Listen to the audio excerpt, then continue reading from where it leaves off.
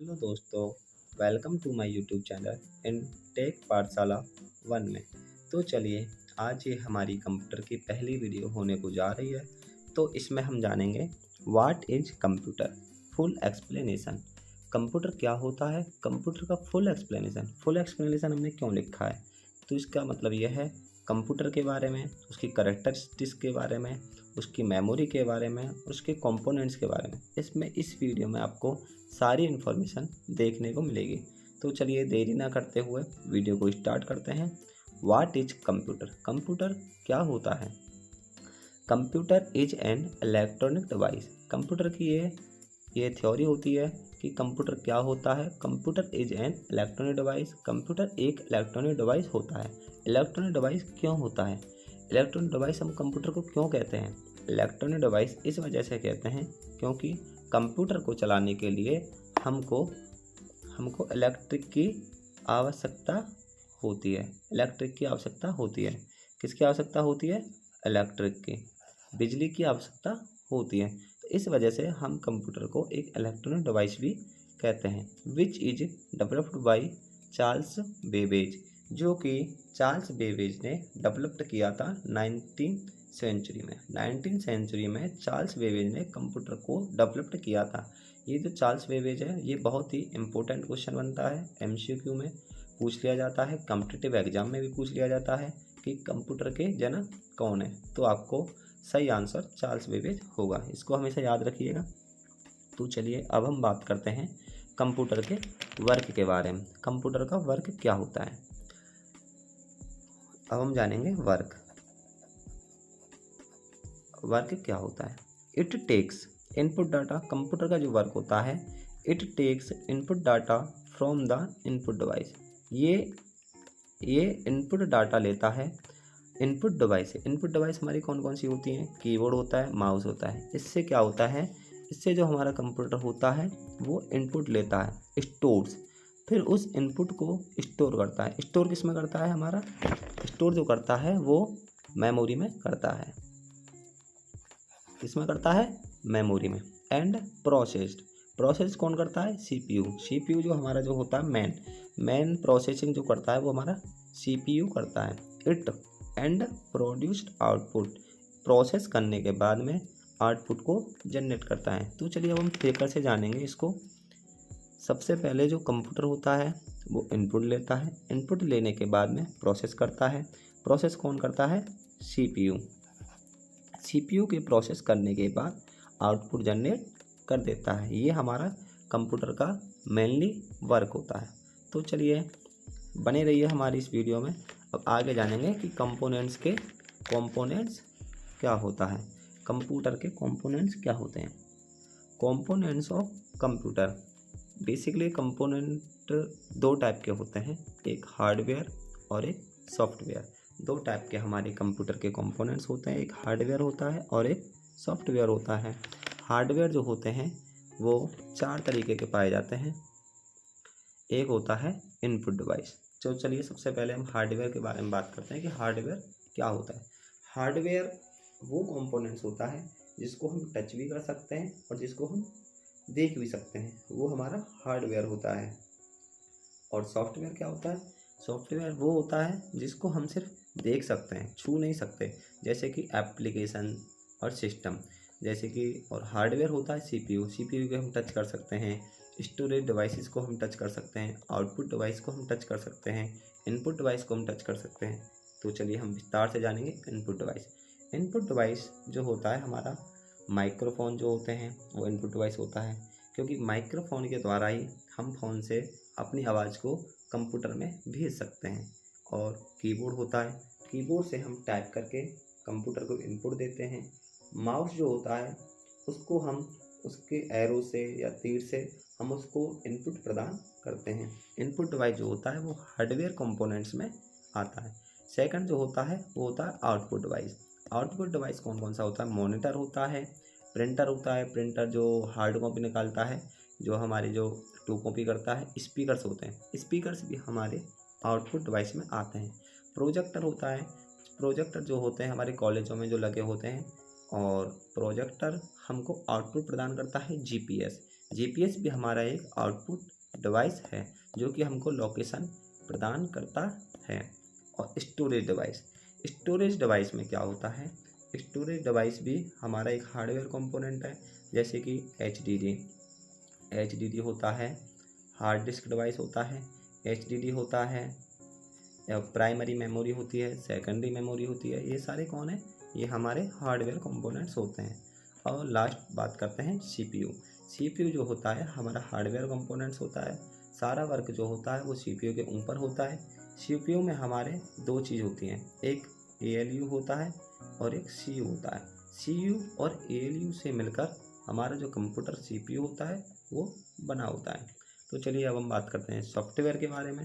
Software मैंने पहले ही बता दिया, सॉफ्टवेयर को सिर्फ हम देख सकते हैं, छू नहीं सकते। तो सॉफ्टवेयर जो होता है हमारा दो प्रकार का होता है, एप्लीकेशन सॉफ्टवेयर और सिस्टम सॉफ्टवेयर। तो चलिए अब हम बात करते हैं आगे वीडियो में स्टिक्स ऑफ कंप्यूटर के बारे में। तो करैक्टरिस्टिक्स जो इसकी होती हैं, सबसे पहली करैक्टरिस्टिक्स जो होती है वो स्पीड होती है। स्पीड के बारे में जैसे कि हम जो पर्सन होते हैं, जैसे कि हम यदि 2x2 करें तो नॉर्मल सा 4 हम बहुत जल्दी कर देंगे। अब 4x4 करवाएं और ऐसे ही 8 8 8 इंटू 4 4 4 इंटू 2 2 2 करवाएं तो हमारी स्पीड क्या है, बहुत कम हो जाएगी। यहाँ पे हमारी स्पीड फास्ट थी, यहाँ पे हमारी स्पीड फास्ट थी, लेकिन इस वाली कैलकुलेशन को करने में हमारी जो स्पीड है वो बहुत ही कम हो जाएगी, स्लो हो जाएगी। लेकिन जो कंप्यूटर की जो करैक्टरिस्टिक्स जो होती है स्पीड वाली, वो उतना ही टाइम 2x2 को करने में लगाएगा और इतना ही टाइम इसको करने में लगेगा। जो भी टाइम लगेगा वो हमारे ऊपर टाइप करने में लगता है। कंप्यूटर की स्पीड में कोई भी इफ़ेक्ट नहीं पड़ता है। स्पीड इसकी बहुत ही फास्ट होती है। एक्यूरेसी का मतलब होता है एक्यूरेट आंसर। जैसे कि अभी कोई भी बहुत पुराना सवाल है या बहुत, जैसे कि कोई भी डेफिनेशन है या कुछ भी है, तो हम उसको एकदम एक्यूरेट जवाब नहीं दे सकते। लेकिन कंप्यूटर को हम जिस प्रकार से इनपुट देंगे उसी प्रकार से हमको आउटपुट दे देगा। स्टोरेज डिवाइस बहुत होती है कंप्यूटर में। अब तो स्टोरेज डिवाइस टीवी में भी आने लग गई है। टीवी बोलते हैं टेराबाइट। ये पर्सन के अकॉर्डिंग बहुत ही स्टोरेज, हमारा माइंड इतना स्टोरेज नहीं कर सकता जितना कि कंप्यूटर कर सकता है। क्विक डिसीजन का मतलब होता है कि बहुत ही जल्दी डिसीजन ले लेता है। जैसे कि कोई भी हो, अभी डाटा जैसे कि हम कंप्यूटर में मेमोरी में स्टोर कर देते हैं, मेमोरी में डाटा स्टोर कर देते हैं और हमको उसी डाटा से कोई भी सवाल आंसर चाहिए होता है तो वो तुरंत डिसीजन करके उस आंसर को ले आता है। इसमें क्विक डिसीजन होता है। रिपीटेड कैपेबिलिटी का मतलब यदि एक ही काम को एक पर्सन बार बार करेगा तो वो बोर हो जाता है। क्या हो जाता है? बोर हो जाता है। उसको क्या है, रिपीटेड टाइम में वो सेम तरीके से नहीं कर पाएगा। लेकिन कंप्यूटर जो होता है रिपीटेड कैपेबिलिटी होता है। चाहे हम एक काम को एक बार कराएं, चाहे हम एक काम को 100 बार कराएं, वो उसी तरीके से परफॉर्मेंस से आंसर हमको 100 times, 100 times, 1000 times, 1,00,000 times same तरीके से हमको आंसर देता रहेगा। इसलिए हम कह सकते हैं कि इसकी रिपीटेड कैपेबिलिटी बहुत ही फास्ट होती है। कंसिस्टेंसी कंप्यूटर की बहुत ज़्यादा होती है। जैसे कि कंसिस्टेंसी किसे कहते हैं, जैसे कि कोई काम है, अब जैसे कि हमारा कोई टास्क है, होमवर्क है, तो हम उसको मिस कर देते हैं करने में। लेकिन जो कंप्यूटर होता है वो पर डे का काम पर डे करता है। जिसको हम जिस तरीके का इंस्ट्रक्शन दे देंगे उसी तरीके से वो अपने काम को विद कंसिस्टेंसी के करेगा। कंसिस्टेंसी उसकी ख़त्म नहीं होने देगा। तो चलिए अब हम आगे बात करते हैं some important full form about the computer की कुछ इम्पोर्टेंट फुल फॉर्म है, इनके बारे में जान लेते हैं कि क्या क्या होता है। सबसे पहले हम जानेंगे कि कंप्यूटर की फुल फॉर्म क्या होती है। Commonly operating machine purposely used for technological and educational research. ये जो फुल फॉर्म होती है वो कंप्यूटर की होती है। ये बहुत ही इम्पोर्टेंट फुल फॉर्म है जो कि कॉम्पिटिटिव एग्जाम में पूछ ली जाती है। और इसको याद कैसे कर सकते हैं? एजुकेशन एंड एजुकेशन रिसर्च और टेक्नोलॉजिकल टेक्निकल पर्पज के लिए ये कॉमनली ऑपरेटिंग मशीन है। इसको याद करने का तरीका और इसकी जो डेफिनेशन है, technology technological and educational research के लिए, रिसर्च और पर्पज के लिए कॉमनली यूज किया जाता है ये ऑपरेटिंग सिस्टम वाली मशीन को। तो चलिए आगे बात करते हैं रैम की। रैम क्या होता है? रैम जो होता है, रैम और रोम, वो प्राइमरी मेमोरी का हिस्सा होता है। रैम रैंडम एक्सेस मेमोरी होता है, रोम जो होता है वो रीड ऑनली मेमोरी होता है। तो चलिए अब हम बात करेंगे आगे। और ये जो हमारा जो होता है वो प्राइमरी मेमोरी होता है, प्राइमरी, और एक होता है हमारा सेकेंडरी मेमोरी। चलो इसमें हम आगे बात करेंगे और मेमोरी के ऊपर आपके लिए एक सेपरेट वीडियो बना दी जाएगी, तो आप उसको जाके देख सकते हैं। तो चलिए आगे बात करते हैं सीपीयू। सीपीयू की जो फुल फॉर्म होती है वो सेंट्रल प्रोसेसिंग यूनिट होती है। सीपीयू जो मिलकर बना होता है एएलयू, सीयू और रजिस्टर सेट से मिलकर बना होता है। एएलयू जो होता है वो अर्थमेटिक लॉजिक यूनिट होता है, सीयू जो होता है वो कंट्रोल यूनिट होता है। तो चलिए एएलयू और सीयू के बारे में बात करते हैं। एएलयू एएलयू जो होता है वो अर्थमेटिक लॉजिक यूनिट होता है। अर्थमेटिक लॉजिक यूनिट मतलब अर्थमेटिक ऑपरेशन को ऑपरेट करने के लिए जो बना होता है वो एएलयू होता है। जैसे कि एडिशन, सब्ट्रैक्शन, मल्टीप्लिकेशन और डिवीजन, इस तरीके की कोई भी जो कार्य होता है वो हमारे अर्थमेटिक लॉजिक यूनिट में होता है। सेकंड जो होता है वो कंट्रोल यूनिट, सीयू का मतलब कंट्रोल यूनिट, जैसा कि नाम से पता लग रहा है कंट्रोल। कंट्रोल का मतलब ये पूरे कंप्यूटर को कंट्रोल करता है, कंट्रोल यूनिट। तो चलिए आगे हम बात करते हैं बहुत ही इम्पोर्टेंट टॉपिक के बारे में, और वो हमारा है मेमोरी। तो चलिए मेमोरी के बारे में बात करते हैं। मेमोरी क्या होती है? मेमोरी जो होती है वो डाटा को स्टोर करने के लिए बनी होती है। ये मेमोरी जो होता है ये खाली स्पेस बोल सकते हैं हम इसको, ये खाली जगह होता है। मेमोरी को हम क्या बोलते हैं? एक खाली जगह भी बोल सकते हैं, जो कि हमारे प्रोसेस किए हुए डाटा को या फिर हमारे इनपुट द्वारा भेजे हुए डाटा को स्टोर करता है। मेमोरी बेसिकली टू टाइप की होती है, एक प्राइमरी मेमोरी होती है और एक सेकेंडरी मेमोरी होती है। प्राइमरी मेमोरी भी हमारी टू टाइप की होती है, रैम एंड रोम होती है। सेकेंडरी मेमोरी जो होती है वो हार्ड डिस्क ड्राइव होती है। जो प्राइमरी मेमोरी जो होती है वो हमारी वॉलेटाइल होती है, सेकेंडरी मेमोरी जो होती है वो हमारी नॉन वॉलेटाइल होती है। वॉलेटाइल का मतलब क्या होता है?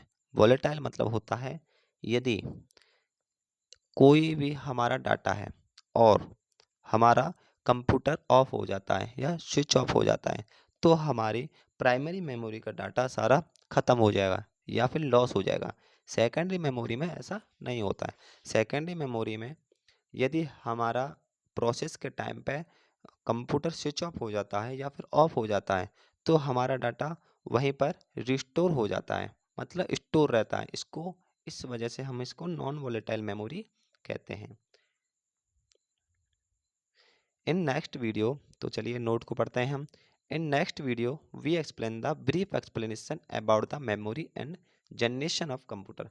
हम आगे आने वाली वीडियो में हम ब्रीफ में एक्सप्लेनेशन करेंगे, अच्छे से एक्सप्लेनेशन करेंगे मेमोरी के बारे में।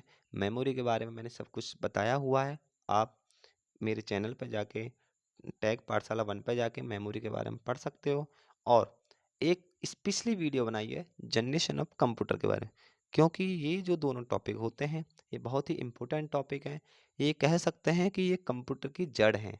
जड़ बोले तो ये जैसे पेड़ की जड़ होती है उसी तरीके से ये कंप्यूटर के टॉपिक हैं। जैसे कि मेमोरी हो गया, जनरेशन ऑफ कंप्यूटर हो गया, कंपोनेंट्स हो गया और इनपुट आउटपुट डिवाइस हो गया। ये इस चीज़ इन टॉपिक्स के बारे में हम एक्सप्लेन ब्रीफ से करेंगे। तो चलिए आगे पढ़ते हैं। अब हम जनरेशन के बारे में जानेंगे। Generation of computer, the 5 generation of computers are defined by their core technology. Core technology द्वारा अभी तक की जो 5 जनरेशन डिफाइन की गई हैं। अभी जो प्रेजेंट में जनरेशन चल रही है वो 5th जनरेशन चल रही है। तो चलिए शॉर्ट में हम जानेंगे फर्स्ट जनरेशन। फर्स्ट जनरेशन जो था हमारा 1940 से लेकर 1956 तक था, और जो कोर टेक्नोलॉजी थी वो हमारी जो फर्स्ट जनरेशन में थी वो वैक्यूम ट्यूब ट्यूब्स थी। ये बहुत ही इम्पोर्टेंट है क्योंकि ये एमसीक्यू और कॉम्पिटिटिव एग्जाम में पूछ लिया जाता है कि फर्स्ट जनरेशन कब से कब तक चली और कोर एलिमेंट फर्स्ट जनरेशन के क्या थे। तो इसका आंसर है 1940 से 1956 तक चली, और इसका जो कोर एलिमेंट थे वो वैक्यूम ट्यूब्स थे। फिर सेकंड जनरेशन के बारे में पढ़ते हैं। सेकंड जनरेशन जो था वो 1956 से लेके 1963 तक था, और इसमें वैक्यूम ट्यूब से अपडेट करके ट्रांजिस्टर कर दिए गए थे। वैक्यूम ट्यूब्स हटा दिए गए थे और इसमें ट्रांजिस्टर लगा दिए गए थे कोर एलिमेंट्स के तौर पर। तो चलिए अब बात करते हैं थर्ड जनरेशन के बारे में। थर्ड जनरेशन जो था वो 1964 से लेकर 1971 तक था, और ट्रांजिस्टर से अपडेट करने के बाद इसमें आईसीज लगा दिए गए थे। आईसीज बोले तो इंटीग्रेटेड सर्किट्स लगा दिए गए थे। तो चलिए अब हम बात करते हैं फोर्थ जनरेशन के बारे में। फोर्थ जनरेशन 1971 से लेकर 1985 तक था, जिसमें कि आईसीज को हटा दिया गया था, इंटीग्रेटेड सर्किट्स को हटा दिया गया था, और कोर एलिमेंट के तौर पर माइक्रो प्रोसेसर को यूज किया गया था, जो कि इन जनरेशन्स के कंपेयर में बहुत ही ज़्यादा फास्ट थे। और फिफ्थ जनरेशन जो था ऑनवर्ड्स 1985 से लेकर अभी तक जो चल रहा है वो फिफ्थ जनरेशन के कंप्यूटर चल रहे हैं। तो चलिए, थैंक यू दोस्तों। यदि आपको हमारी वीडियो पसंद आई हो तो हमारे चैनल को सब्सक्राइब कीजिएगा, और यदि आपको इसके हैंड रिटन नोट्स देखो यदि आपको हैंड रिटन नोट्स चाहिए तो मेरी वीडियो के कमेंट में आप नोट्स लिख के मेरे से इसकी पीडीएफ मांग सकते हो। यदि आप वीडियो में जाके नोट्स कमेंट करोगे तो मैं उसके व्हाट्सएप पे या फिर उसके टेलीग्राम पे मैं इस कंप्यूटर के सारे नोट्स जितने भी मैंने बनाए हुए हैं हैंड रिटन नोट्स, तुम देख सकते हो कितने अच्छे तरीके से बनाए हुए हैं, उसी तरीके से मैं आपके लिए हैंड रिटन नोट्स सेंड कर दूंगा। यदि आपको हमारी वीडियो पसंद आई हो तो वीडियो को लाइक कीजिएगा, और हमारे टेक पाठशाला 1 चैनल को सब्सक्राइब करके आने वाली वीडियो को अपडेट को सबसे पहले जानकारी लीजिएगा। Thank you. तो चलिए मिलते हैं नेक्स्ट आने वाली वीडियो में। जो नेक्स्ट वीडियो होगी वो मैं आपको बता के जा रहा हूँ, वो मेमोरी के ऊपर होगी। मेमोरी के ऊपर ब्रीफ एक्सप्लेनेशन, मेमोरी के बारे में कंप्लीटली एक्सप्लेनेशन होगा। मेमोरी A to Z उसमें बताया जाएगा कि मेमोरी क्या होती है, मेमोरी का वर्क क्या होता है, मेमोरी किस वजह से बनाई गई है, मेमोरी क्यों ज़रूरी है। आगे आने वाली वीडियो में सारी इन्फॉर्मेशन आपको दी जाएगी। तो चलिए मिलते हैं नेक्स्ट आने वाली वीडियो के टॉपिक पे, मेमोरी में। धन्यवाद।